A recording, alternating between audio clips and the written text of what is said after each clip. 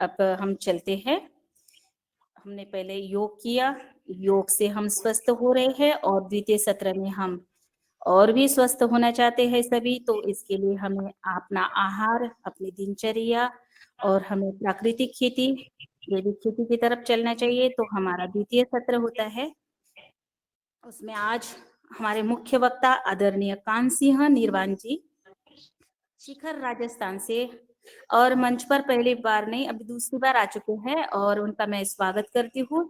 आज उनका जो विषय है जोर की धानी की कहानी और जोर की धानी के अनुभव, आज हमारे साथ साझा करने के लिए हमारे मंच पर उपस्थित है।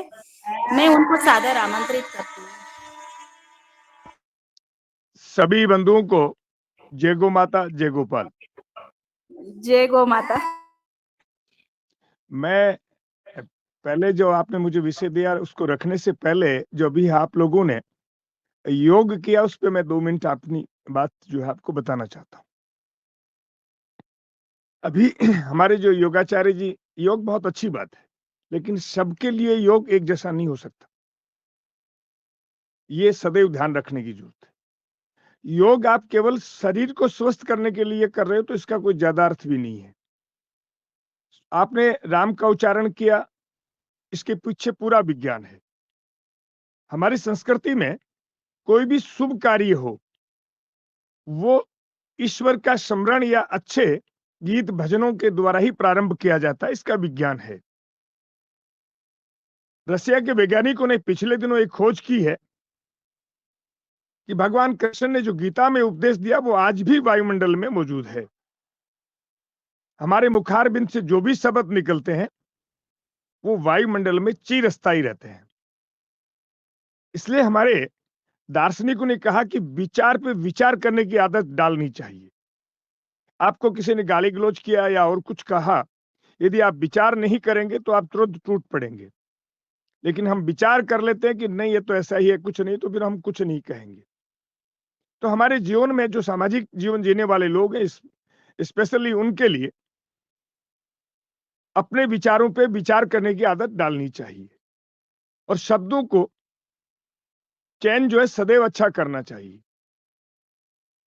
मेरे साथ में मेरे माताजी हैं और आप पूछें कौन है, मैं कह दूं मेरे पिताजी की औरत है। निश्चित रूप से मेरी माताजी मेरे पिताजी की औरत हैं, लेकिन मेरे शब्दों का चयन इतना अटपटा है कि मैं जाहिल लगूंगा। वही मैं कह दूं कि मेरे पूज्य माताजी हैं।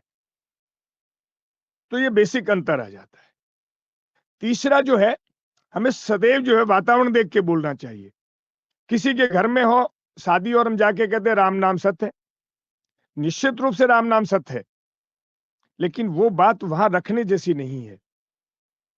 तो विचार पे विचार करने की आदत, शब्दों का चयन और वातावरण देख के बोलना, ये जीवन में जो सामाजिक जीवन जीने वाले लोग हैं उनको भी और सबको भी इस बात पे विचार करना चाहिए। ये योग जो है केवल, यदि मैंने आपसे पहले भी निवेदन किया, शरीर के लिए किया जाता है तो इसका कोई ज्यादा महत्व नहीं है। और मन को ठीक करने के लिए योग से पहले जो योग जरूरी है, निश्चित रूप से मैं इसके खिलाफ नहीं हूं, लेकिन योग से पहले जो चीज जरूरी है वो पहले नहीं करेंगे तो योग से मन ठीक नहीं होगा अकेले से। योग के करने से पहले आपके घर को पॉजिटिव बनाना पड़ेगा और आपके खान पान को प्राण ऊर्जा युक्त भोजन में परिवर्तित करना पड़ेगा, नहीं तो कुछ भी नहीं होगा मन के लिए। और मन ठीक नहीं है तो दुनिया में कोई भी व्यक्ति न अपने शरीर को ठीक कर सकता है और न अपने भविष्य को ठीक कर सकता है। आप जैसा सोचेंगे, शरीर तो प्रिंट आउट है, जो डाटा डालेंगे उसकी प्रिंट कॉपी, हार्ड कॉपी आपको निकाल के दे देता है। शरीर का सिर्फ इतना ही रोल है, न ये बीमार पड़ता है न कोई ये और काम करता है, ये तो माध्यम है आपका। इसके अलावा शरीर का कोई विशेष ज्यादा महत्वपूर्ण रोल नहीं है। तो मन को ठीक करने के लिए आपसे मैं पहले भी एक बार पहले भी निवेदन कर चुका हूं, मैं और फिर कह रहा हूं कि जब तक आप अपने घर का वातावरण पॉजिटिव नहीं करेंगे और शुद्ध प्राकृतिक गो आधारित खेती से उत्पन्न अन्न को प्राण ऊर्जा से परिवर्तित करके प्रोसेसिंग नहीं करेंगे, तब तक कोई फ़ायदा नहीं है मित्रों, कोई फ़ायदा नहीं है।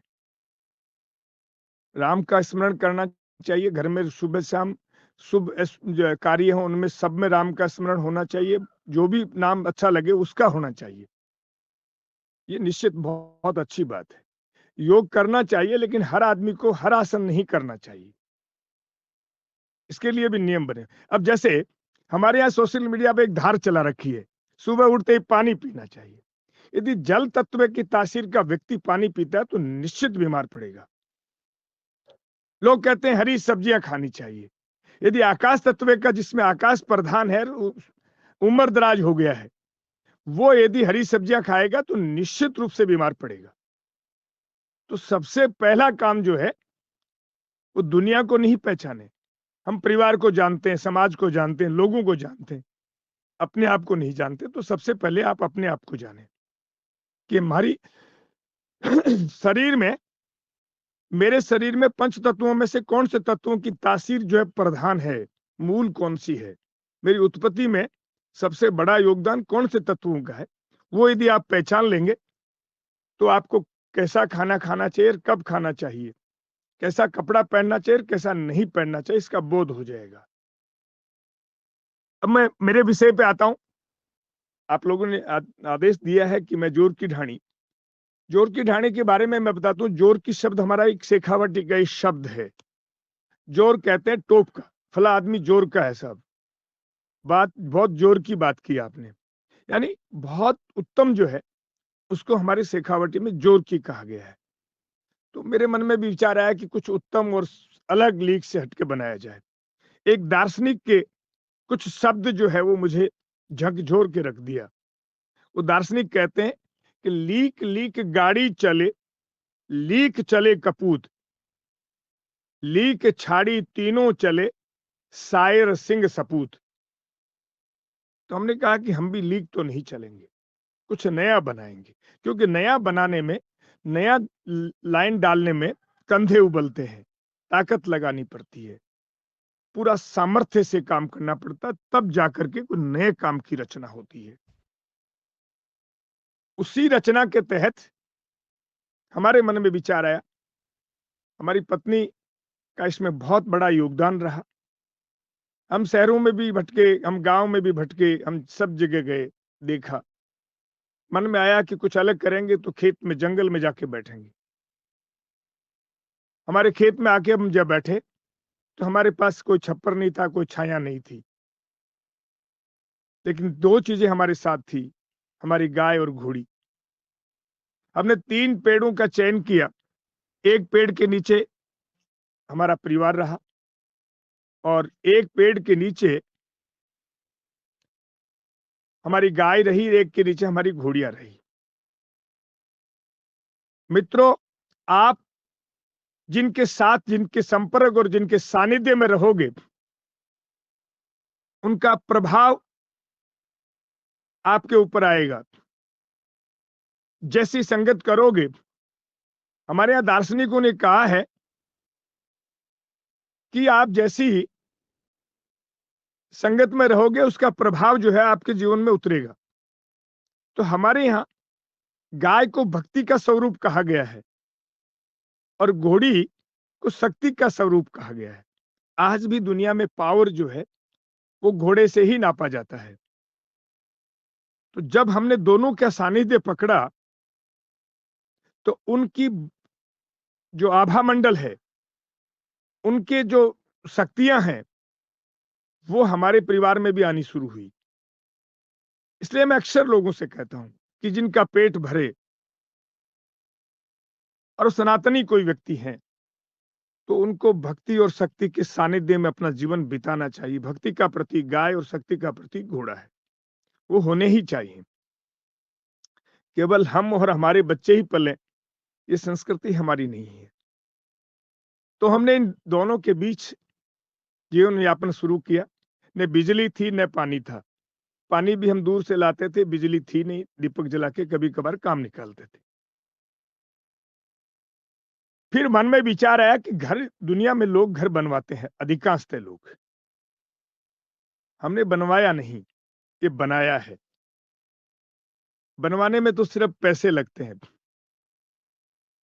लेकिन बनाने में पसीना लगता है और उस पसीने की महक और सुगंध उस पूरे वायुमंडल को आभामंडित करती है। तो हमने 80% रॉ मटेरियल हमारे खेत से तैयार किया और उसी खेत में हमने इस घर का निर्माण किया। अब आप देख रहे हैं मैं जिस कुटिया में बैठा हूं अभी, ये पूरी घास फूस से बनी हुई है। इसकी छत देखो, ये छत है, और ये देखो मैं आपको दिखा रहा हूं, ये पूरी घास फूस से बनी हुई है। इसमें लेटरिन बाथरूम जो हमने रखा है पीछे ओपन रखा है। ये ऐसा घास फूस है जो हमारे ऋषियों ने जितने भी हवन यज्ञ होते थे वो इसी की साक्षी में करते थे। आयुर्वेद की ये औषधि है। तो हमने एक एक चीज को प्रमाणित होने के बाद यहां स्थापित किया। हमारे देश में एक विराट परंपरा थी।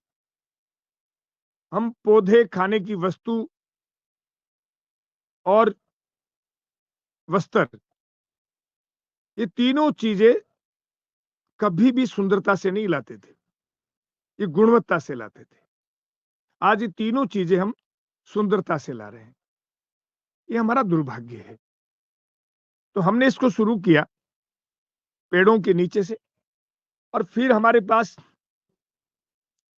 कुछ डिमांड आई कि कुछ विदेशी विद्यार्थी हमारे पास आके रहना चाहते हैं, तो उनके लिए हमने कच्चे पक्के ऐसे कुछ व्यवस्थाएं की और वो आए रहे। अब आज हमारे इस शेखावटी में मेजर प्रॉब्लम है कि माइनस जब टेम्परेचर, जब सर्दी पड़ती है तो माइनस में 4-5 तक टेम्परेचर चला जाता है, और जब गर्मी चलती है तो वो 48-50 को भी पार कर जाता है। अब इन समस्याओं से जूझना और इस वातावरण में हमें पेड़ पौधे तैयार करना, इस विधा को सीखना और यहाँ एक मॉडल बनाना हमारे लिए बड़ा चुनौतीपूर्ण कार्य था। लेकिन इस चुनौतीपूर्ण कार्य में सबसे बड़ा कोई योगदान रहा, सबसे बड़ी किसी की हिम्मत रही, तो मेरी पत्नी की रही। वो बहुत अच्छी घुड़सवार भी हैं, और वो 15-20 गाय हों तो उनका दूध भी वो हँसते-हँसते, खेलती-खेलती निकाल लेती हैं। रात को 40 आदमी आ गए उठ, तो वो उठ करके उनको खाना खिलाने में भी कोई संकोच और कोई समय नहीं लगाती हैं। ट्रैक्टर से हल जोतना हो या खेत जोतना हो या खेत के किसी कार्य को करना हो, उनके लिए कोई असंभव नहीं है। मित्रों, मेरा ये मानना है, हमारे दर्शन शास्त्र ने कहा है कि स्वर्ग की 4 निशानी है। स्वर्ग किसको कहते हैं, ये परिभाषित किया गया। वो कहते हैं कि पहला, घर में ताजा मक्खन हो। ताजा मक्खन उसके घर में होता है जिसके घर में गाय होती है, और गाय संपूर्ण सृष्टि की रचयिता और देश और दुनिया का संपूर्ण विज्ञान है, और भगवान की भी भगवान है। इसलिए ताजा मक्खन यानी घर में गाय। दूसरा, पुराना धान। पुराना धान जो है, कर्मवान जो आदमी होता है, कर्म योगी जो होता है, उसके घर में होता है। आयुर्वेदिक कहता है कि इस साल का अनाज इस साल मत खाओ, पिछले साल का अनाज इस साल खाओ आप। ये आपके जो श्रीमान जी एक योग कर रहे हैं, उनसे कहो कि ये अपने आप को जो है उसमें से फोटो हटा लें और उसके बाद योग करें। उन बंधु से जो ये क्या जगदीश जी हैं, उनसे मेरा निवेदन है कि योग करें आप, इसमें से वो हटा लें आप। तो ये जो है, आप देखेंगे कि स्वर्ग में पुराना अनाज, हमें इस साल का अनाज इस साल नहीं, ताजा लाएं ताजा खाएं। भारतीय संस्कृति नहीं है। गरीब से गरीब व्यक्ति जगदीश जी गांव, वीडियो बंद कर ले अपना। जगदीश जी वीडियो बंद कर ले प्लीज, वीडियो बंद कर ले भाई जी। जी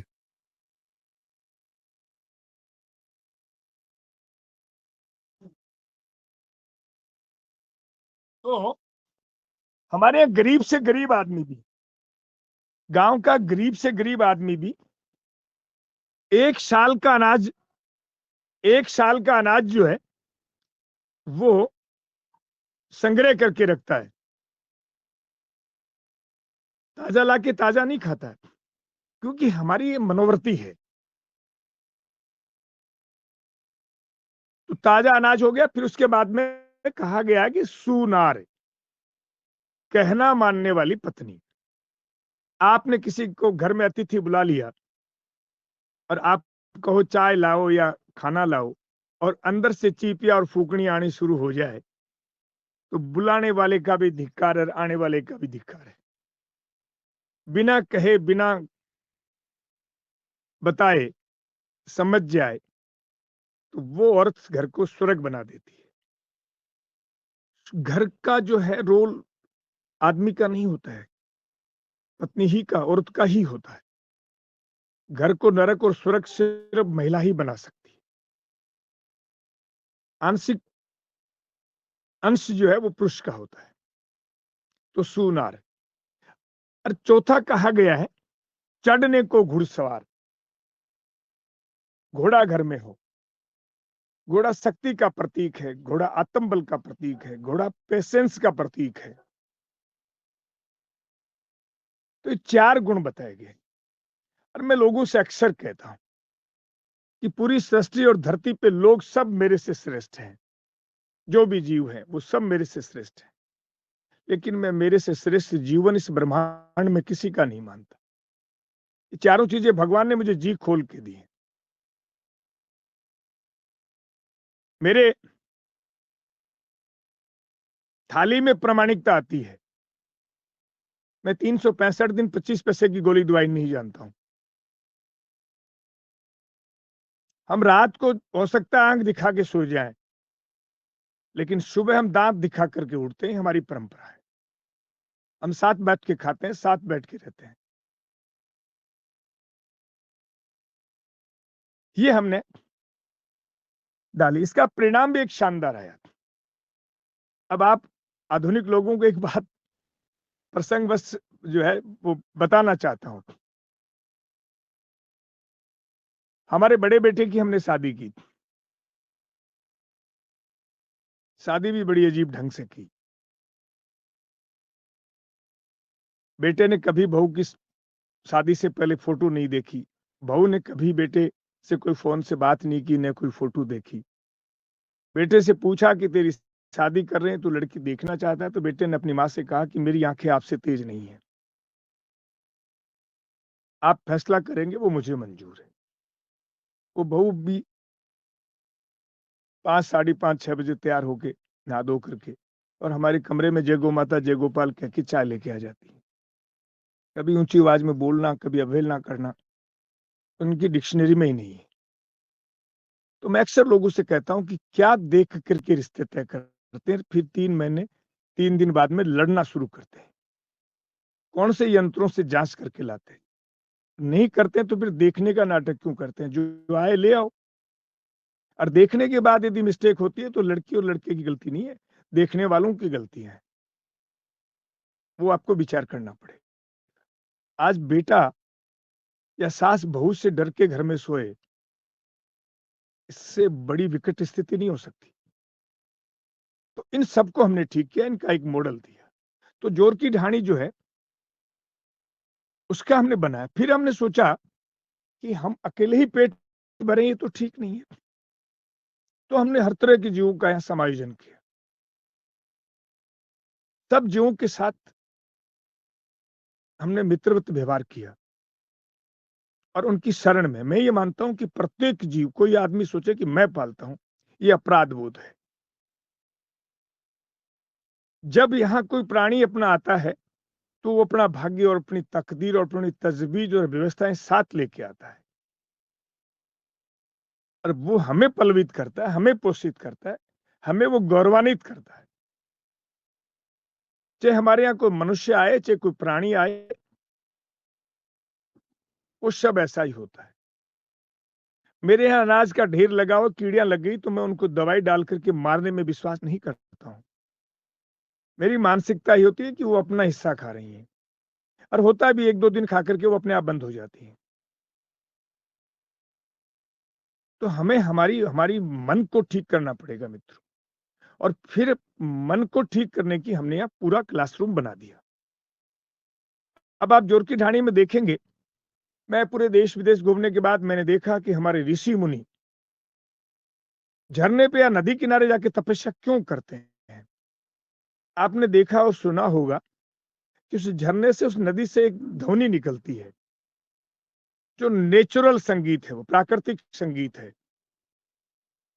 वो व्यक्ति जब आज वो संगीत जब व्यक्ति के अंतर्मन में उतरती है, तो झनकार के साथ वो एक नई दिव्य दृष्टि पैदा करती है, वो रूह को सीधी परमात्मा से जोड़ती है। वही संगीत मैंने यहाँ दी है। उस संगीत के सामने हमने एक बाज का चिन्ह बनाया है, और बाज पे बैठ करके आप उस संगीत को सुनेंगे, और सामने हमने गाय और घोड़ी को साक्षी रखा है। उनके साक्ष्य में जब आप उनको सुनेंगे, उस धुन को सुनेंगे, तो कितना भी बिगड़ा हुआ मन हो आपका मन एकाग्र होगा ही होगा। और जिसका मन एकाग्र होता है, उसमें हजार हाथियों का बल होता है। इसके लिए मन के बारे में हमारे रैदास जी का एक बहुत शानदार वृत्तांत आता है। रैदास जी कहते हैं कि मन चंगा तो कठौती में गंगा। उनके पास एक विद्वान व्यक्ति गया कि मैं गंगा जी नहाने जा रहा हूं, तो उन्होंने एक टक्का निकाल के अपनी कठौती में से निकाल के दिया कि गंगा मैया को मेरा ये टक्का भेंट कर देना। लेकिन भेंट करने से पहले हाथ निकाले तो देना, फेंकना नहीं है।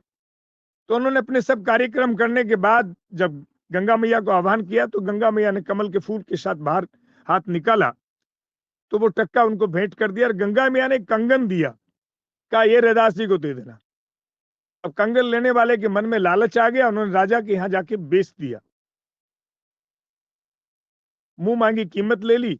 रानी के पास राजा ने महल में भेजा, तो रानी ने कहा एक और लाओ, तो वापस बुलाया गया, कहा कि लाओ, तो उसने कहा मेरे पास नहीं है। तो कहा मृत्युदंड देंगे, 5 दिन में या तो कंगन ला के दो, नहीं तो मरने को तैयार हो जाओ।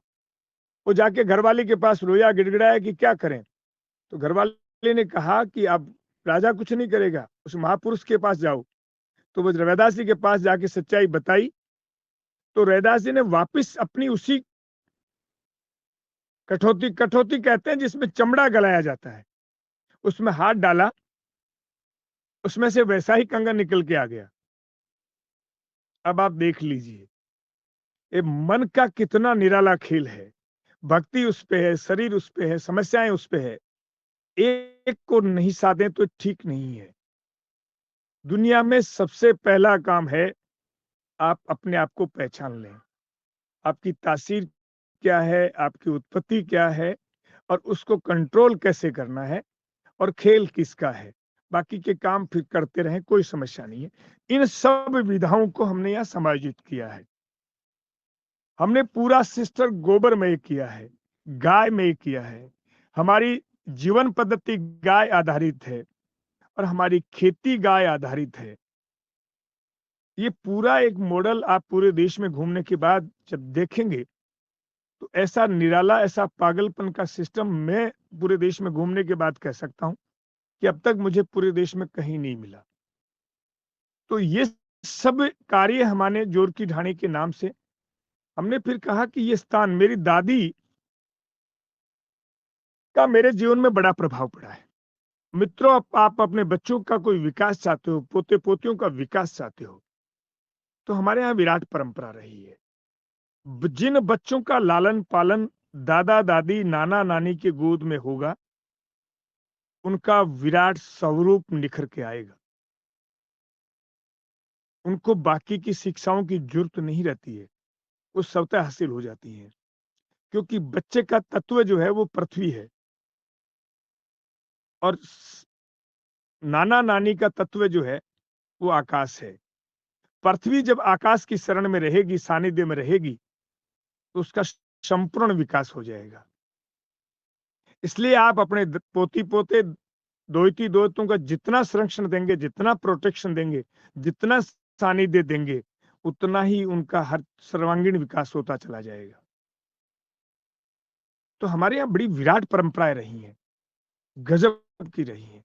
तो उस स्वरूप को हमने यहाँ खड़ा करने की कोशिश की है। ये समझाने की कोशिश की है कि यहाँ आकर के व्यक्ति अपने जीवन को समझ सके, अपनी विधाओं को समझ सके और अपने खान-पान के रस और स्वाद को समझ सके। तो इन 2 चीज़ों पे हमने फ़ोकस रखा कि एक तो आहार शुद्ध कैसे हो और एक आहार की शुद्ध प्रोसेसिंग कैसे हो और वातावरण हम शुद्ध कैसे देख सकते हैं। गाय की घी का दीपक जलाना, गाय के घर में गोबर से लीपना या गोबर नहीं हो लगा सके तो कोई ना कोई वस्तु गाय के गोबर से बनी हुई घर में प्रत्येक जगह उसका भी हमने मॉडल दिया है। वो बना करके भी हमने प्रदर्शन किया है। फिर हमने हमारे 16 संस्कार जो थे, उनको भी हमने चित्रों के माध्यम से समझाया कि कौन से शादी करने की क्या विधि है, शादी के बाद जब बच्चा गर्भ में आए तो उससे पहले उसको क्या तैयारी करनी है और गर्भ में आने के बाद क्या तैयारी करनी है। वो सिस्टम भी हमने हमारे नौजवानों को सिखाने का एक प्रयास किया है। तो इस तरह से जोर की ढाणी का जो है एक मॉडल खड़ा किया। फिर हमारे मन में आए कि दुनिया में जो पढ़ोगे वो भी भूल जाओगे, सुनोगे वो भी भूल जाओगे। लेकिन जो देखोगे वो नहीं भूलोगे। और 87% ज्ञान जो आता है वो देखने से आता है। इस आधार पे हमने देखने का एक मॉडल खड़ा किया कि लोग आएँ और बिना कहे समझ जाएँ।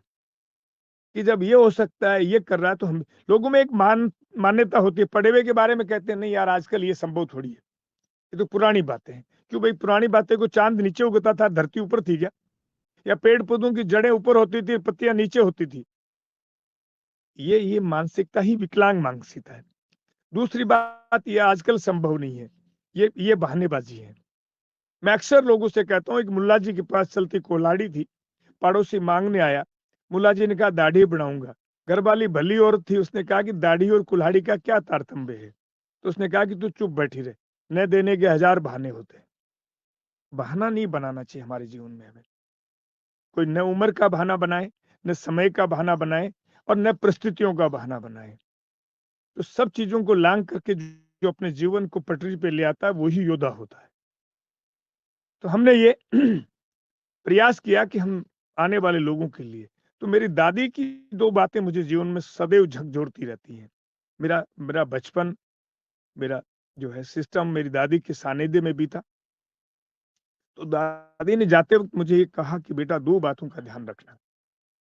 एक तो रोटी गिन के मत बोना।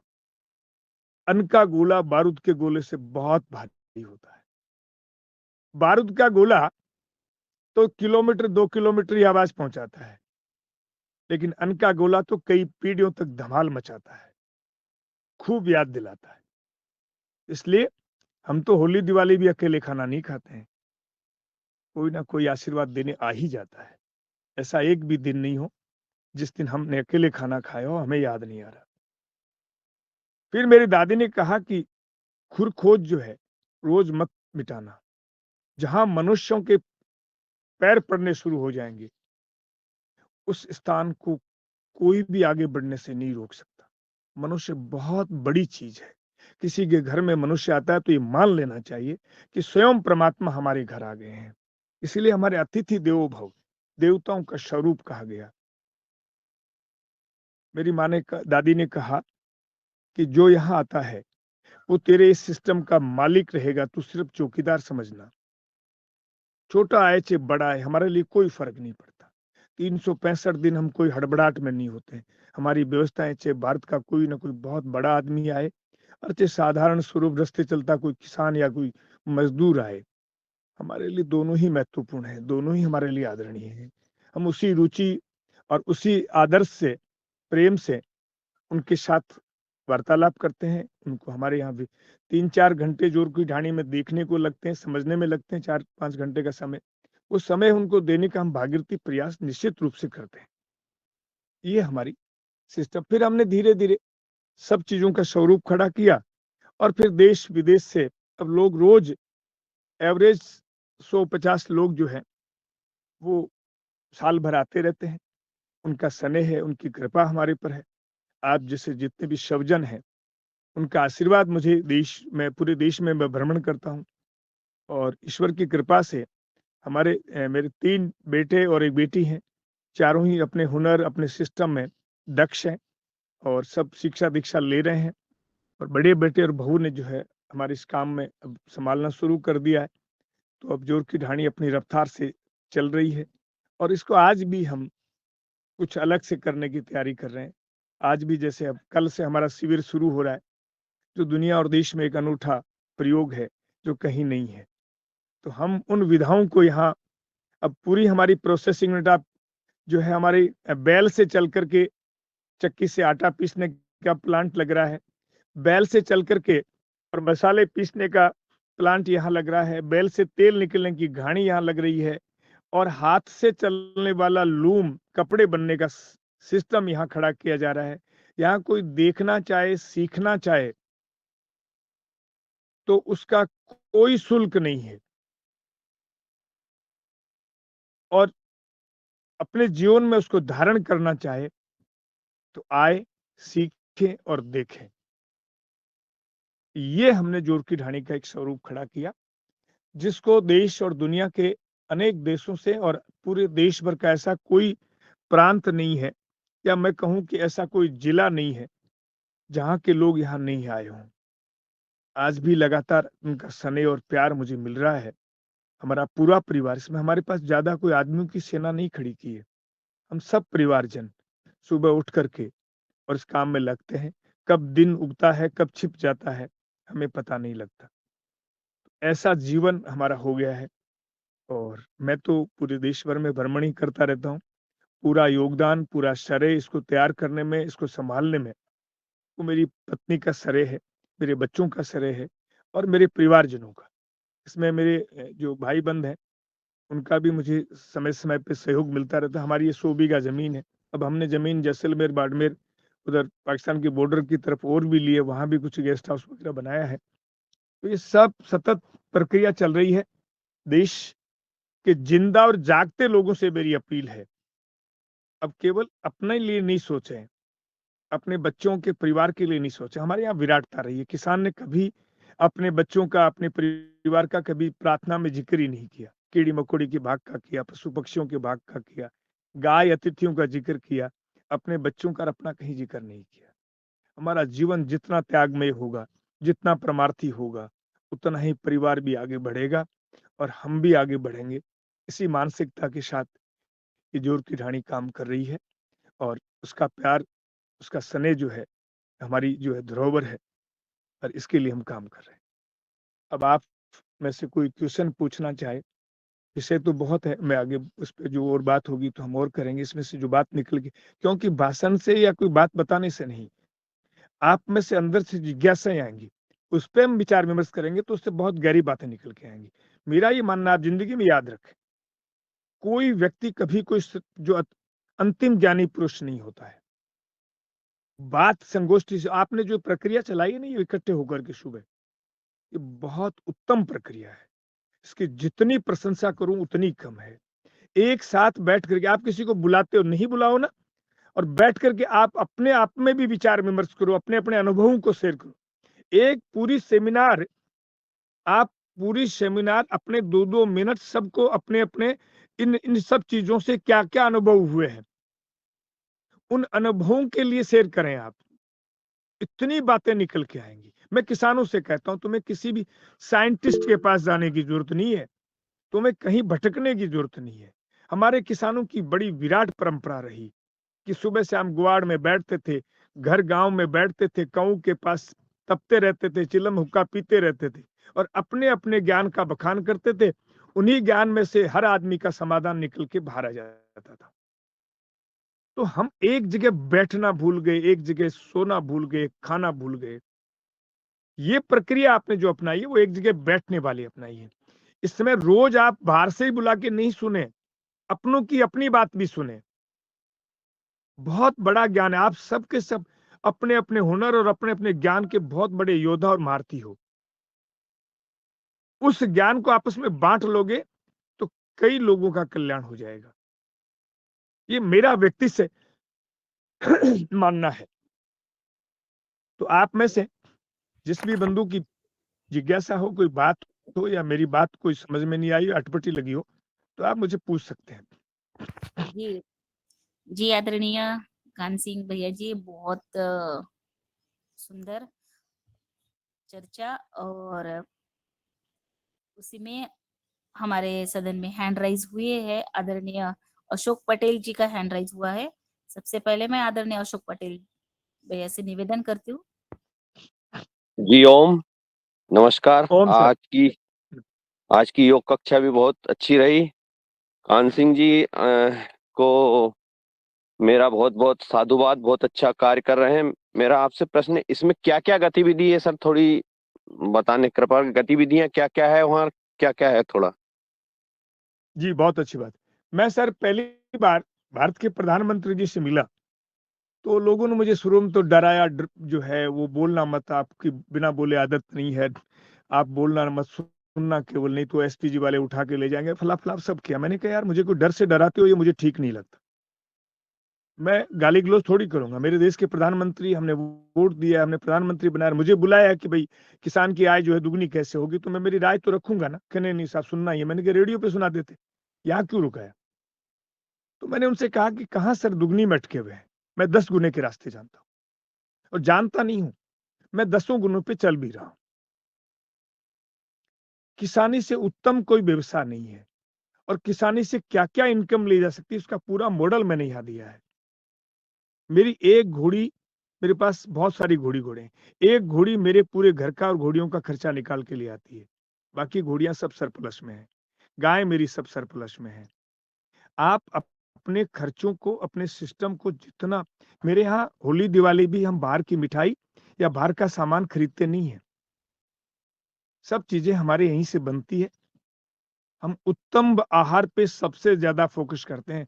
रास्ते चलते किसी मिठाई की दुकान से मिठाई का डब्बा ला कर के मेरे घर में खाने का लिए जो कोई सिस्टम नहीं बना हुआ है। किसने बनाया, कैसे बनाया, किससे बनाया, इसकी बिना जाँचे-परखे हम कुछ खा जाते हैं। मेरा ये मानना है कि देश में भूख से कोई नहीं मरता, खा के मरता है और खा के हमें तो नहीं मरना। तो ये पूरे के पूरे हमने कौन से पक्षी पालने हैं, कौन से पशु पालने हैं और फिर जो है खेती को कैसे बिना, हमारे यहाँ देश के साइंटिस्टों ने एक बड़ी भ्रांति फैलाई कि उत्पादन बढ़ा लो, तुम बहुत जो है पैसे वाले हो जाओगे। उत्पादन तो हमने 1 क्विंटल से 10 क्विंटल ले गए, लेकिन उसकी लागत कैसे घटाएँ वो सिस्टम इनके पास नहीं है। लागत इतनी बढ़ा दी कि हमारा उत्पादन जो है वो पीछे चला गया। फिर उसकी गुणवत्ता का सत्यानाश कर दिया। तो हमने उत्पादन बढ़ाने पे ज़्यादा फ़ोकस नहीं किया। हमने गुणवत्ता बढ़ाने पे और लागत घटाने पे फ़ोकस किया, जिसमें मैं कामयाब रहा। तो इन सब विधाओं को समायोजित कर के और हमने सिस्टम को खड़ा किया, जिससे नौजवान आते हैं, मेरे पास खेती करते हैं, रहते हैं और समझते हैं और फिर अपने जीवन को नई दिशा देते हैं। ऐसे हज़ारों लाखों एग्ज़ाम्पल हो गए हैं। जब कहीं नई जगह जाता हूँ, तो लोग कहते हैं कि आपकी वीडियो, पहले मैं एक छोटी-सी घटना बताता हूँ। मैं एक बार अहमदाबाद गया था कोई सेमिनार में संबोधन देने के लिए। वहाँ एक दंपति मेरे पास अपनी ऑडी गाड़ी से एयरपोर्ट से पीछे हुए। दिन भर मेरी सेमिनार में मेरी रखवाली की, मैं बाहर निकला, तो एक बहुत बड़े साइंटिस्ट हैं मेरे मित्र वहाँ, उनकी गाड़ी और लोग मेरे पास सामने खड़े थे कि आपको वहाँ चलना पड़ेगा। मैं उनके घर चला गया, फार्म पे चला गया, वो भी पीछे चले गए।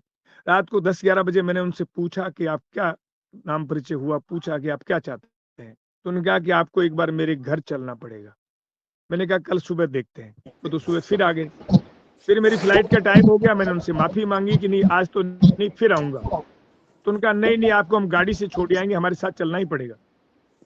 मैं उनके घर गया तो देखा कि उसके सामने 2 ऑडी गाड़ियाँ खड़ी थी उनकी कोठी के सामने। लेकिन गैरेज जो बना था, उस गैरेज में आप देखेंगे ताज्जुब से कि गाड़ी वाली जगह गायें खड़ी थी। तो मैंने पूछा कि ये विधा तुमने सीखी कहाँ से? तो पति तो हँस कर के जो है पीछे घूम गया। पत्नी ने कहा कि ये हमने आपकी वीडियो से आपसे सीखा है। तो मेरे रोंगटे खड़े हो गए। मैंने कहा यार मेरा झकना कहीं-कहीं काम भी होता है। बोलना ठीक भी रहता है। तो उन्होंने अपना पूरा जीवन बदल लिया। ऐसे हजारों एग्जाम्पल है। तो ये मॉडल और हमारी बातें हम इसी प्रचार प्रसार के लिए करते हैं कि कुछ ना कुछ बात, कहीं एक शब्द लग जाए, एक शब्द व्यक्ति के जीवन और चरित्र को बदल देता है। तो ये सब बातें हमने जो है वो सिस्टम कर दिया, तो वो पे ये हमने मॉडल दिया होगा। बताइए और सर। कितने कितने एकड़ में है फार्म आपका? ये हमारा करीब 32-33 एकड़ में। के लिए क्या करना पड़ेगा? कौन सी स्टेशन है वो? जी है वहाँ आने देखने के लिए हम मध्य प्रदेश से। सीकर रेलवे स्टेशन है नजदीक, अब 5-6 किलोमीटर की दूरी पे स्टेशन है। जी जी, ठीक है जी। जी, धन्यवाद अशोक भैया। और आगे आदरणीय नारायण जी का हैंड राइज है। जी, अपनी बात रखिए। जी ओम, सदन को जी नमन। ओम। आदरणीय नारायण जी मेरे साथ है और हम लोग एक कार्यक्रम में यहाँ जैन इरिगेशन में आए हैं, तो यहाँ पर बैठ करके आपकी बात सुन रहे हैं। और हम रहने वाले नर्मदापुरम के हैं। सर, जैसे आपने अभी कहा कि आप एक मॉडल बना रहे हैं जिसमें बैल से चक्की चलेगी और बैल से ही जो है काम होंगे, तो ये बैल की चक्की कैसे चलेगी सर? इसकी लागत क्या आती है? इस पे थोड़ी बात बताएं जी। ओम। चक्की बैल में एक बेरिंग सिस्टम देकर के पूरा घूमने का एक सिस्टम बनाया, मैं अभी स्थापित हो जाएगा। आप मुझे अपने व्हाट्सएप से अपने नाम और नंबर भेजेंगे तो मैं उसका पूरा जो है वीडियो आपके पास भेज दूंगा। जी सर, जी सर, जी जी जी, धन्यवाद। और आगे मैं आदरणीय मिथिलेश सिंह बहन जी को सादर आमंत्रित करती हूँ। जी, आदरणीय मिथिलेश बहन। जी ओम। रंजना बहन, बहुत बहुत धन्यवाद। और सदन को नमन वंदन, और आज के मुख्य अतिथि को भी मेरा हार्दिक प्रणाम। मेरी बहुत समय पहले हमने आपका देखा इस पर ही, मोबाइल पर ही, और एक प्रेरणा मिलती है आपके कार्य से, और उस प्रेरणा से प्रभावित होकर के हमने भी अपने खेत खरीदे, और यही है कि हमें वहीं रह करके अपना कार्य करना है।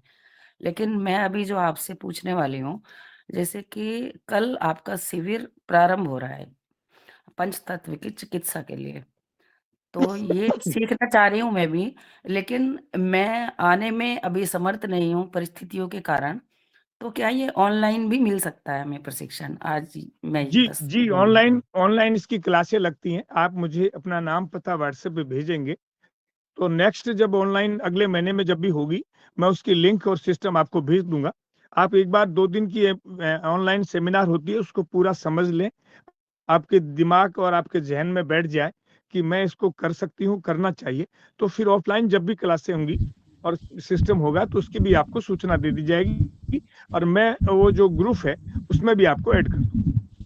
जी, जी, बहुत-बहुत धन्यवाद। अभी मैं ऑनलाइन ही करूँगी, और हमारा सपना है आपकी डाणी पे आने का। जब भी समय और परिस्थितियाँ हमें बुलाएँगी तो हम ज़रूर आएँगे वहाँ, सपरिवार जी, आएँगे। निश्चित बहुत जी, अच्छी, मैं गौरव जी, करूँगा आप पधारेंगे। बहुत-बहुत धन्यवाद।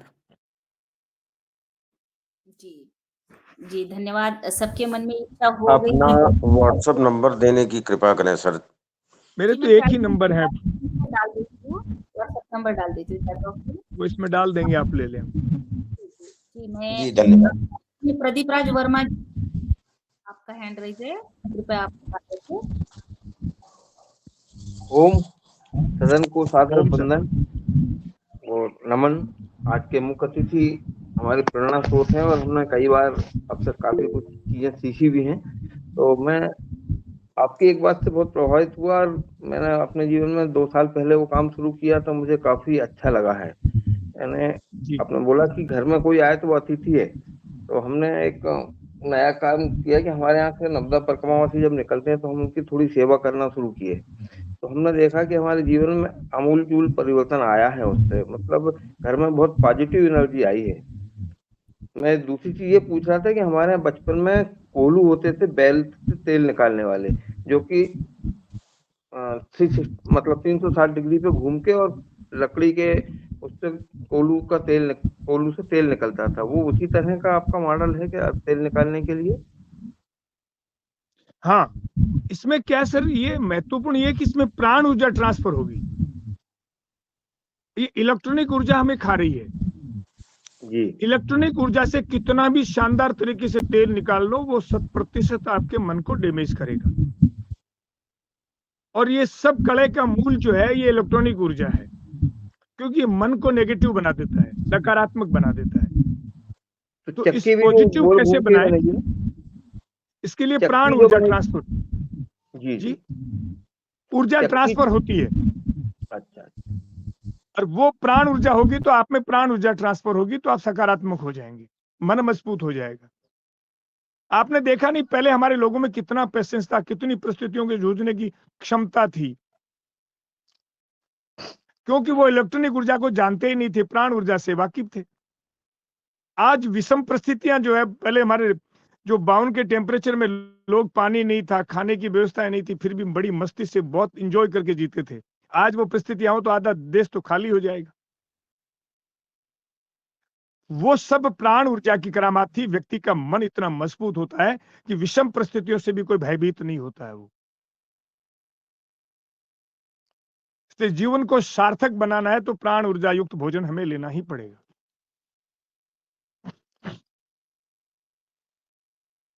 जिस तरह से महाराष्ट्र में वो गन्ने का रस निकालते हैं शिरडी के आसपास, वो भी बैल को ही घुमा के और निकालते हैं, वही बैल उसी को या तरह हाथ से निकाल के पीते हैं, उसका स्वाद और गुणवत्ता और जी। मन पे प्रभाव तीनों अपने आप बता देता है आपको। जी सादर प्रणाम। जी प्रणाम। जी जी धन्यवाद। और आगे चलते हैं सदन में हमारा हरेंद्र कुमार जी। जी आप अपनी बात रखिए, आदरणीय हरेंद्र कुमार जी। नमन सभी को। मैं रांची झारखंड से बोल रहा हूँ। बहुत अच्छा लगा सर का। और हम लोग भी कहीं ना कहीं जो जुड़े हुए हैं आयुर्वेद से और खेती से करना चाहते हैं ये सब, तो हम जरूर सीखना चाहेंगे आपसे। और हम लोग का बागान वगैरह है, सब कुछ है, बट हम लोग वही है, कर नहीं पा रहे, हम लोग को सही दिशा निर्देश नहीं मिल पा या किसी कारण से जानकारी के अभाव से नहीं कर पा रहे, तो आपसे जरूर जुड़कर हम लोग लाभ उठाना चाहेंगे। धन्यवाद। मैं आप लोगों से एक अपील जरूर करना चाहूंगा।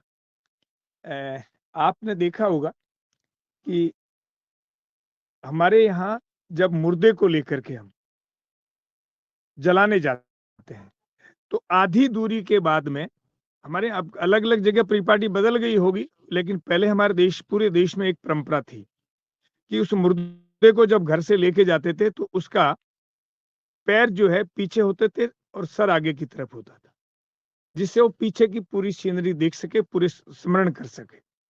और आधी दूरी के बाद में जहां जलाना होता था, उसके आधे गंतव्य के बाद में उसके सिस्टम को डाइवर्ट कर दिया जाता, पैर आगे की तरफ, सिर पीछे की तरफ।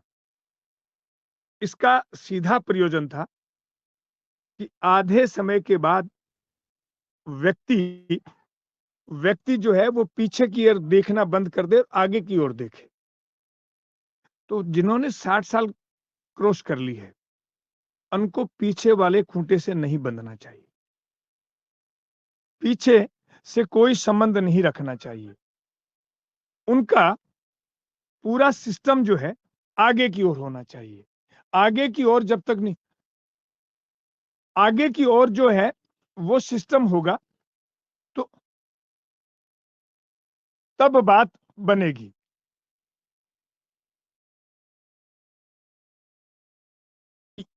ये जो है, ये बात हमारी बड़ी शिक्षा देती है कि हमें आगे की ओर इसके बाद देखना शुरू करना चाहिए, पीछे के खूंटों से खुल जाना चाहिए। जी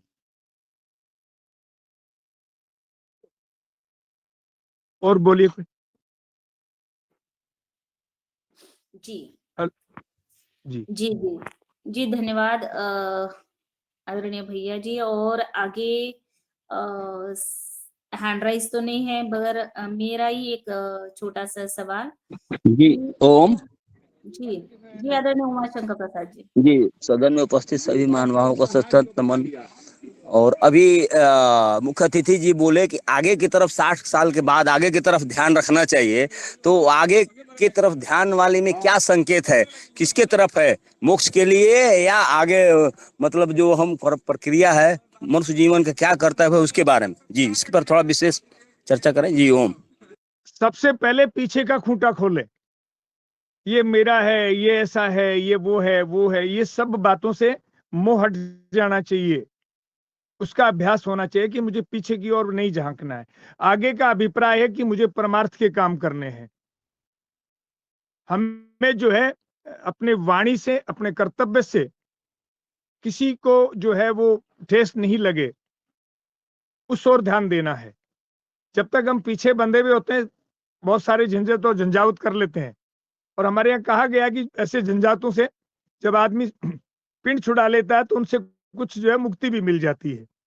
तो सब पीछे के गठबंधन, जितने भी बंधन है हमारे, मोह प्रीत जो भी सिस्टम है, उससे हट करके आगे की ओर, यानी उन बंधनों से मुक्त होने का काम, और आगे किसी जीव का और लोगों के कल्याण का जितना हम काम कर सकें, जितना हमारा सामर्थ्य है, उस ओर हमारा ध्यान जाना चाहिए।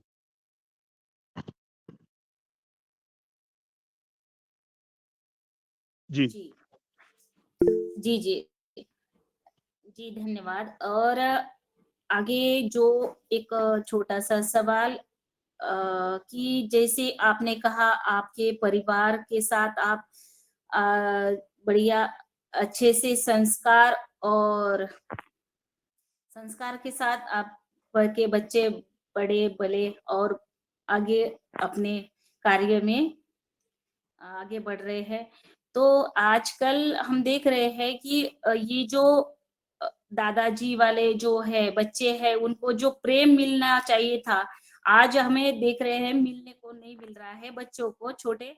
तो उनके दादाजी और उनकी दादी तो वृद्धाश्रम में जा रहे हैं, तो उनको कैसे प्रेम मिलेगा और इसके लिए हाँ, जिम्मेदार कौन है?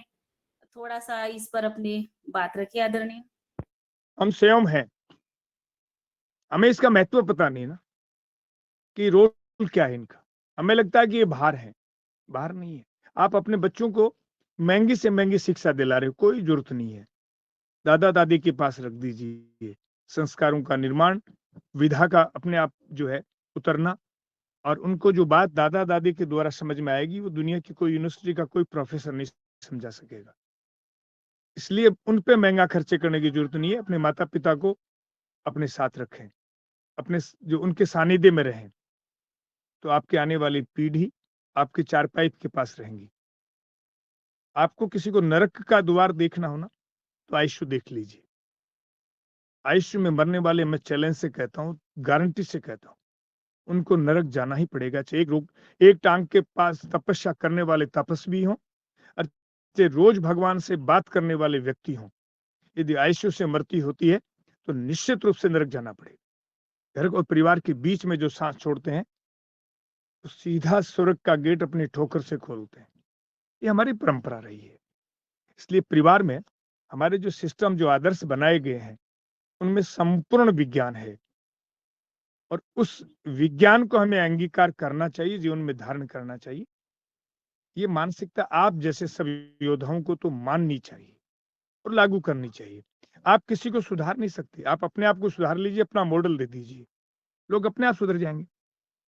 मैं सुधारने की बात करूं तो किसको सुधार सकता हूं? मैं महाराष्ट्र में किसानों की मीटिंग ले रहा था। एक आईएएस अफसर ने आके कहा कि आपने गाय को एक नया भगवान बना दिया। मैंने कहा कोई बात नहीं, मेरी एक आदत है, मैं श्रेष्ठता का चयन करता हूँ। गाय से श्रेष्ठ को दूसरा बता दीजिए, गाय छोड़ देता हूँ, उसको पकड़ लेता हूँ। तो उन्होंने कहा कि चलो ठीक है, आपके कहने से कोई गाय बांध लेगा। मैंने उनसे कहा कि भगवान कृष्ण के कहने से क्या युद्ध रुक गया? जब इतना शक्तिशाली सर्वश्रेष्ठ भगवान जो है युद्ध नहीं रोक सका, तो मेरे कहने से कोई गाय बांध लेगा, ये मेरा सामर्थ्य मैं मानता ही नहीं हूँ। लेकिन युद्ध होने का कारण भगवान कृष्ण नहीं है, रोकने वालों की लिस्ट में नाम है। मैं भी जब यहाँ से जाऊंगा तो वो पूछेंगे कि तू वेबिनार में गया था और तूने लोगों को गाय के बारे में बताया, तो मैं उनसे कहूंगा बताया। अब वो बांधा नहीं बांधा, समझा नहीं समझा, उसको लागू किया नहीं किया, ये आप लोगों को जवाब देना पड़ेगा, मेरा काम नहीं है।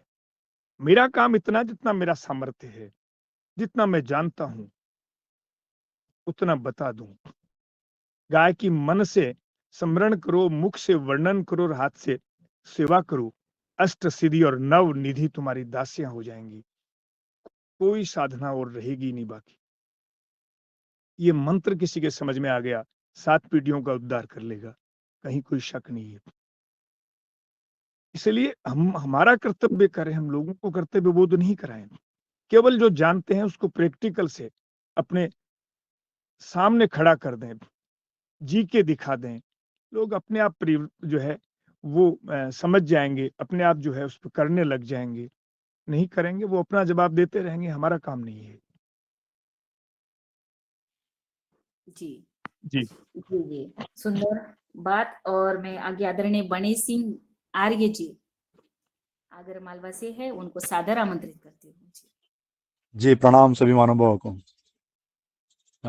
हमारे जो आज के मुख्य अतिथि हैं उनसे मेरा सवाल है कि जैसे बेल चलित जो चक्की है या कोल्हू तेल निकाले का सिस्टम है, तो बायोगैस से जो गैस निकलने वाली, इससे अपन जनरेटर चला करके भी इस मॉडल नहीं को नहीं नहीं उपयोग कर नहीं सकते नहीं हैं।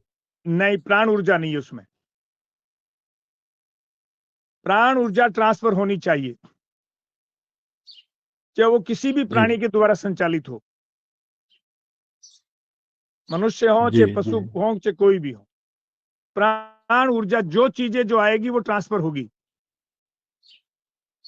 ये गोबर गैस जो है वो प्राण नहीं है,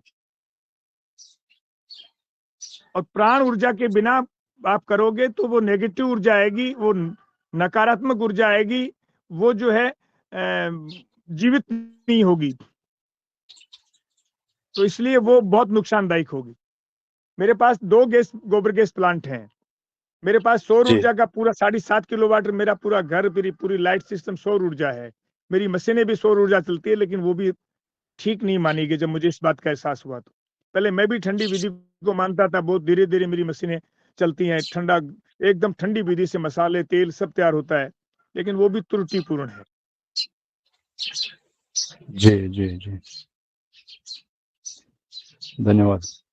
सही क्या है? सही सही प्राण ऊर्जा से चलाएं, जो पशुओं से चलाएं, चाहे अपने हाथ से चलाएं। आप हाथ से चक्की पीसें, हाथ से पत्थर से सिलबट्टे से मिर्चे बांटें, हाथ से कपड़े धोएं। आप प्रयोग कर लें, 10 दिन आप कपड़े वॉशिंग मशीन से धोएं, 10 दिन आप अपने हाथ से धो के पहने, दोनों में ऊर्जा अलग आएगी। बिल्कुल सही कहा आपने आदरणीय। और इसी चर्चा में आगे मैं आदरणीय दिनेश चंद्र सेमवाल जी भाई साहब देहरादून उत्तराखंड से, मैं उनको सादर आमंत्रित करती हूँ। जी, धन्यवाद आदरणीय दीदी जी। वास्तव में ये जो चर्चा चल रही है और इसमें जो पूरा तंत्र खड़ा किया गया, वो प्राण ऊर्जा की, सकारात्मक ऊर्जा की बात हो रही है और बहुत बार ये देखने में मिलता है, चाहे हम अपने खेतों की बात करें या कुछ कार्यों की बात करें। जहाँ हमने मशीनीकरण किया, उसकी बात अलग होती है और जब हम मिल कर के कार्य करने की बात, अपने शक्ति लगाने की बात, श्रम लगाने की बात, तो उसका रिज़ल्ट अलग लगता है। हालाँकि हम कम मात्रा में करें तब भी अलग लगता है। फिर जब आदरणीय को हम सुन रहे हैं, तो मेरे मन में ये आ रहा कि जब आपने नाम रखा जोर की ढाणी, तो पता नहीं मैं सही समझ रहा हूँ, लेकिन श्रेष्ठता का चयन शायद इससे संबंध जी रखता होगा। जी जी, और दूसरा ये कि जब आप कहते हैं कि एक उम्र के बाद, एक समय सीमा के बाद आगे देखें, तो क्या ये भी हमारी उस सनातन की उस परंपरा का द्योतक है, जिसमें हम कहते हैं कि हम वानप्रस्थ, ताकि हम यानी एक किले से बंधे न रहें, हम समूचे समाज के लिए, हम समूचे समुदाय के लिए कार्य करें या देखें या मार्गदर्शन दें। ऐसे ही मन में जिज्ञासा आ रही थी। जी। बिल्कुल सही फरमा रहे हैं आप, सेम वही बात है। हमारे भारत में पूरी जीवन पद्धति को बड़ा बहुत वैज्ञानिक दृष्टि से समझाया गया है। हमारे एक एक विधा में, एक एक बात में विज्ञान छिपा हुआ है। लेकिन उसको धर्म के साथ जोड़ दिया और धर्म विज्ञान को थोड़ा-थोड़ा लुप्त होता गया और फिर जो है वो धर्म को तो हावी धर्म के नाम को हावी कर दिया। धर्म हावी होना बुरी बात नहीं है, लेकिन उसको आडंबर और अंधविश्वास के रूप में परिवर्तित षड्यंत्र पूर्वक लोगों ने कर दिया, जिससे उस विज्ञान को हम भूल गए। जबकि हमारी एक-एक रचना, एक-एक शब्दावली, एक-एक रीति-रिवाज, एक-एक त्योहार, एक-एक पहनावा, वो सब वैज्ञानिक है। आँख मीच के अपना लो। स्वामी विवेकानंद ने एक बहुत शानदार बात कही है, पाश्चात्य सभ्यता को अपनाने की वनस्पत, भारतीय आडंबर और अंधविश्वास को आँख मीच के अपना लो। प्रत्येक आडंबर और अंधविश्वास में विज्ञान छिपा हुआ है।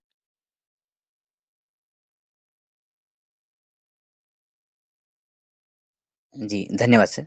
जी, बहुत-बहुत धन्यवाद। जी, धन्यवाद आदरणीय दिनेश भैया। सुंदर वार्ता और उसी बीच में मैं आगे चलती हूँ आदरणीय पवन कुमार सर, पतंजलि जैविक अनुसंधान केंद्र हरिद्वार से। मैं उनको सादर आमंत्रित करती हूँ। जी, धन्यवाद रंजना जी, बहुत सुंदर आज की वार्ता। कान सिंह जी का पुनः स्वागत इस मंच में। और अपनी बातों से आपने जो आज चीजें बताई हैं, निश्चित रूप से मुझे भी यही लगता है अपने अनुभव के आधार पर कि एक समय के अंतराल के बाद हमें अपनी कंजम्पशन जो हम कर रहे हैं उसको धीरे धीरे कम करने के प्रति विचार करना पड़ेगा। वो कंजम्पशन हम इलेक्ट्रॉनिक चीजों का हम कह रहे हैं, मानवीय जो चीजों बनी हुई है उसका। और इसके साथ ही मैंने अपने इसमें जीवन में प्रयोग किया कि मैं भोजन को भी अगर मैं कम कर लूं और इसके एक डिसिप्लिन के साथ उसको खाऊं, तो उससे भी मुझे कई बार योग से भी ज्यादा फायदा मुझे नजर आता है।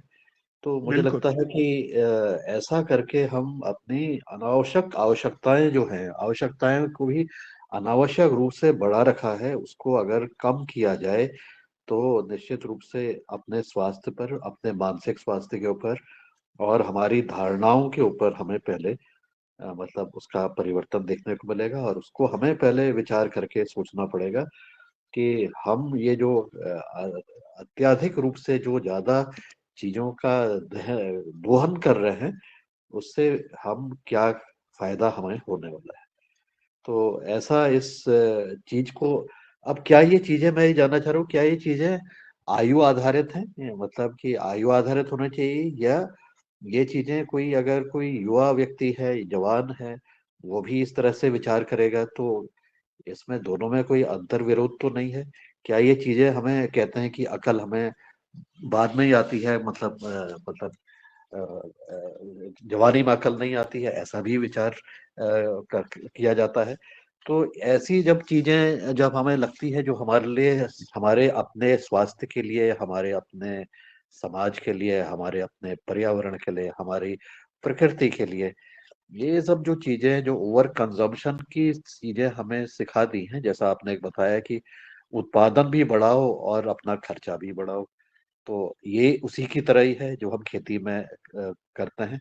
खेती में जो हमें सिखाया गया, लेकिन हम परंपरागत जो चीजें थी कि कम में भी रह करके हम सुखी रह सकते हैं, तो ये जो जानकारी है और ये जो बुद्धि है, ये क्या एक समय के बाद ही आती है? इसके बारे में कृपया विचार बताइए। देखो, ये निश्चित रूप से है कि हमारे जीवन में जितना कम भौतिक साधनों का उपयोग होगा, उतना ही जीवन हमारा सुखमय होगा, जो वो किसी भी उम्र में हो।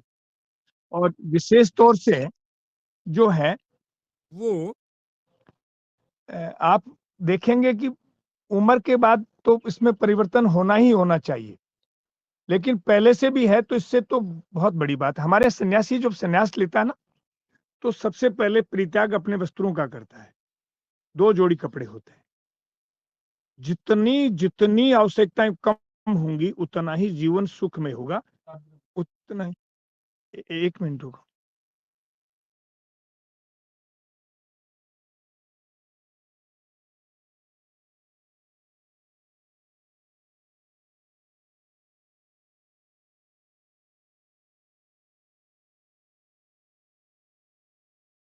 आप म्यूट हो गए हैं। 1 मिनट, मैं म्यूट हो गए 1 मिनट चालू कर।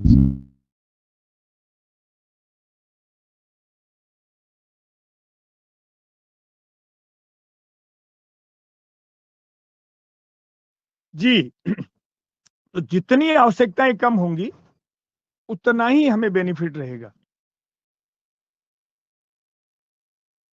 और हर उम्र में लागू होती है बात। हमारे यहाँ बच्चों को एक साल तक, बच्चा पैदा होने के बाद में 1 साल तक हम नए कपड़े लाते ही नहीं थे। पुराने कपड़ों से जो है घर के परिवार के जो दूसरे सदस्य होते थे, उनके छोटे बच्चे होते थे, उनके कपड़े सुरक्षित रखते थे कि घर में ये बच्चा आएगा, इसके बच्चा होगा तो ये पहना देंगे। अब आजकल बच्चा पेट में आने से पहले कपड़ों का ढेर लग जाता है, ये बहुत गलत बात है। इसलिए आईसीयू में जाते हैं और हॉस्पिटलाइज होते हैं। पहले हॉस्पिटल जानते ही नहीं थे। घर बैठे डिलीवरी होती थी, महिलाएं 2 कपड़ों में पूरी शादी जो है अटेंड करके आ जाती थी। आजकल हर शादी में 100 कपड़े चाहिए। ये विचित्र स्थिति है, हमारी संस्कृति नहीं है ये।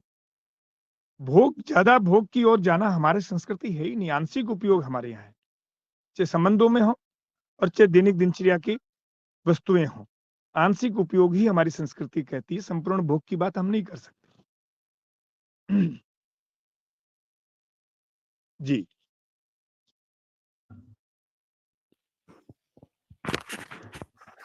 जी धन्यवाद आदरणीय पवन कुमार सर और आदरणीय हमारे मुख्य वक्ता जी के बीच में संवाद। और आगे में आदरणीय दीदी 1 मिनट में एक क्वेश्चन करना चाहूंगा। जी बहुत साल पहले की बात है, जो दिगंबर जैन मुनि जो संत रहते हैं उनके से मेरी वार्तालाप हुई थी, तो उन्होंने एक मार्गदर्शन किया था कि कच्चा जो प्रकृति में पैदा होता है उसको कच्चा खाने से दुनिया की आधी समस्या समाधान हो जाती है। क्या ये बात सही है? निश्चित रूप से, क्योंकि उसमें सीधा प्रकृति और प्राण ऊर्जा दोनों का संयोजन है। कोई दो राय नहीं। जितना हमारा जो हमारे ब्रेन का इस्तेमाल ज्यादा उलझाएंगे ना, उतनी समस्याएं आती रहेंगी। नेचर सबसे बड़ा गुरु है। जब भी अटको भटको नेचर से जाके सीख लो, तो सब कुछ सिखा देती है। नेचर से बड़ा कोई भगवान नहीं है, नेचर से बड़ा कोई विज्ञान नहीं है, और नेचर से बड़ा कोई जो है गुरु नहीं है। जी जी धन्यवाद। जी मैं आगे आदरणीय उमाशंकर प्रसाद भैया जी को सादर आमंत्रित करती हूँ। जी धन्यवाद दीदी।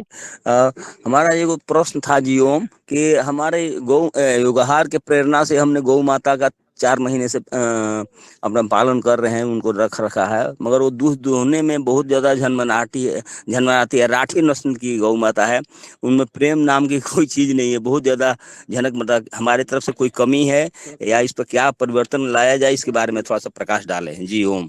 मैं बिना देखे कह सकता हूं कि आपकी गाय राठी नस्ल की नहीं है।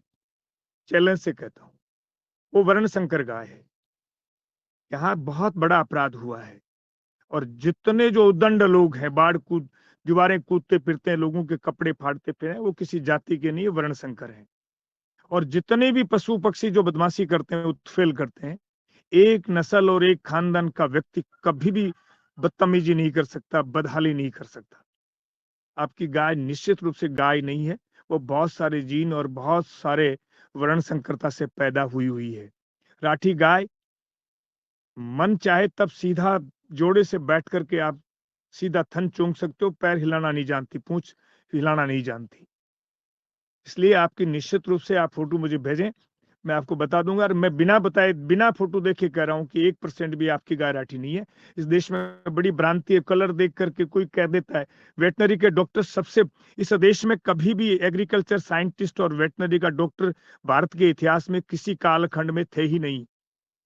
इन वेटनरी के डॉक्टरों ने इस गाय जो सीधा भगवान का स्वरूप था, उसको आवारा बना दिया, और आपके कृषि के वैज्ञानिकों ने इस धरती को बांझ बना दिया।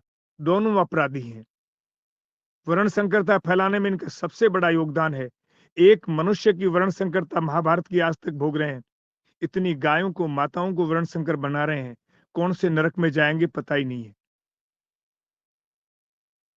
मेरी बातें कड़वी होती है, आप बुरा मत मानना कोई लोग मेरी बात बहुत बहुत लगे धन्यवाद तो मैं बहुत दुखी होके बहुत सारी कड़वी बातें कह देता हूँ। जी आदरणीय उमाशंकर प्रसाद भैया जी, मैंने चैट बॉक्स में नंबर डाल दिया है, और अपनी गाय की फोटो आप आदरणीय हमारे मुख्य वक्ता जी को भेज दीजिए ताकि आप बाद में वार्ता कर लीजिएगा। जी, आगे मैं आदरणीय डॉक्टर रोशन लाल राउत जी का हैंड राइज है। जी। जी आदरणीय प्रणाम।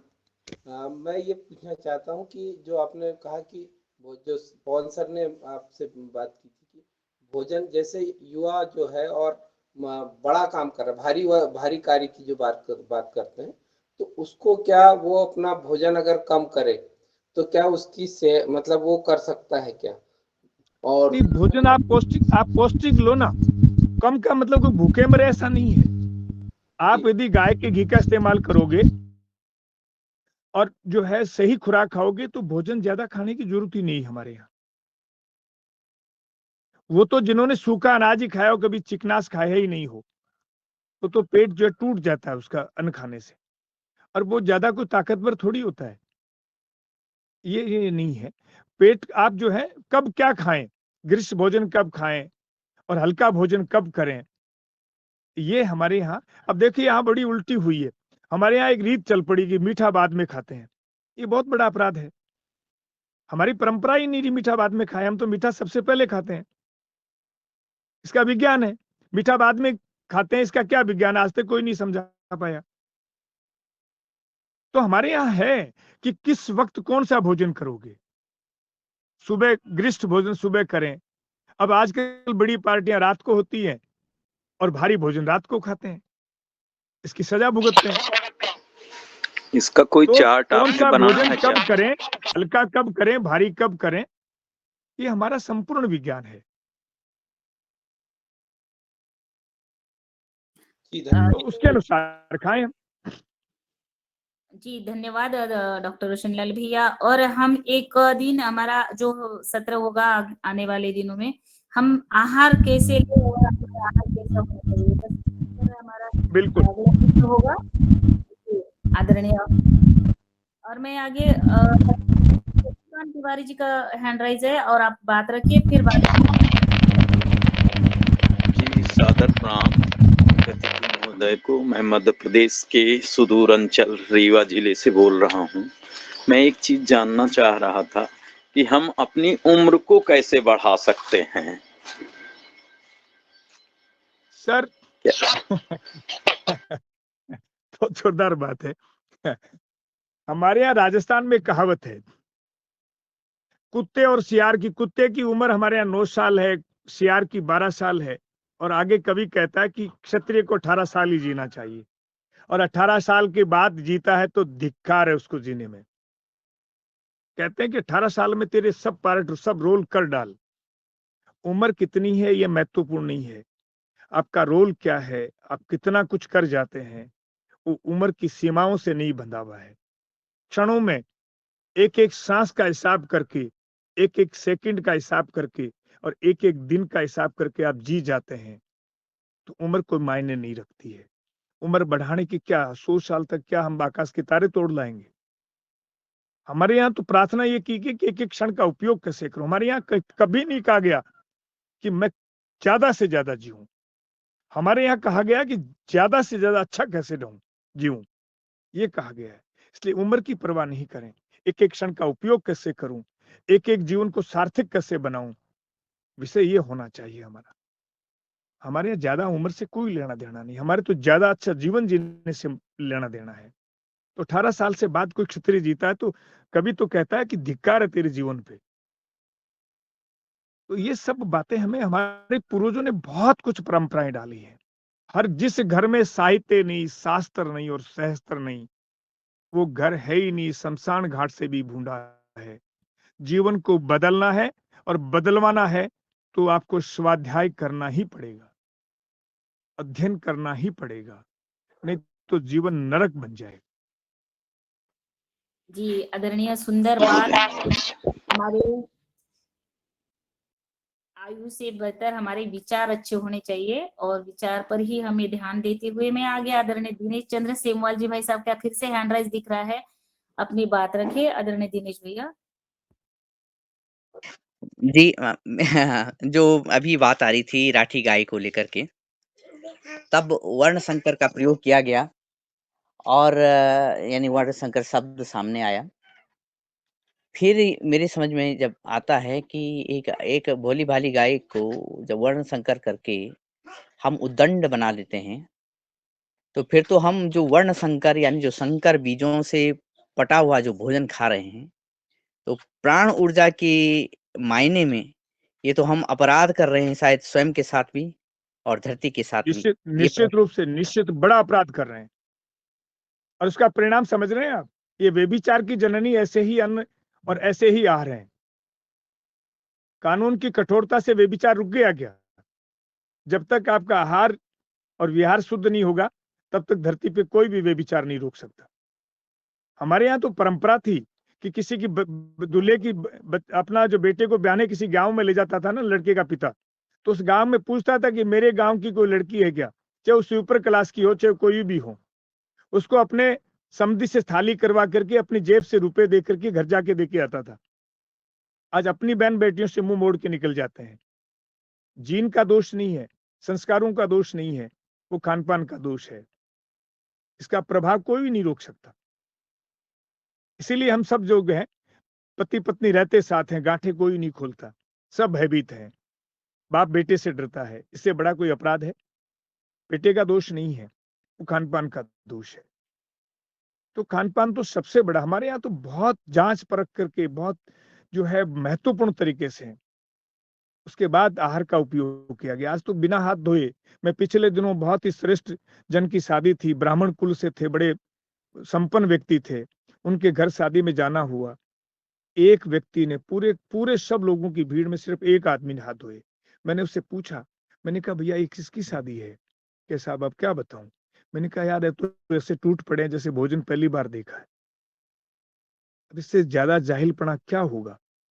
किस समाज की और किस जाति की हम बात करते हैं? ये जाति की बात करना ही अपराध है। जानता क्या है इससे जाति बनी है। और जो जानता है, जैसे मैं अक्सर कहता हूं, जो गाय पालता है, खेती करता है, कोई पाकिस्तान का मुल्ला भी है तो मेरी जात का है। ये सब बातें हमें बहुत गहराई से समझनी पड़ेंगी, गहराई से सीखनी पड़ेंगी, तब जाकर के हम धरातल पे खड़े हो पाएंगे। बिल्कुल सुंदर बात आपके और हमारे सदन की चर्चा अतिशय सुंदर। और इसी में अब हमारा समय हो चुका है और मैं आगे आदरणीय चलती हूँ। हमारे पतंजलि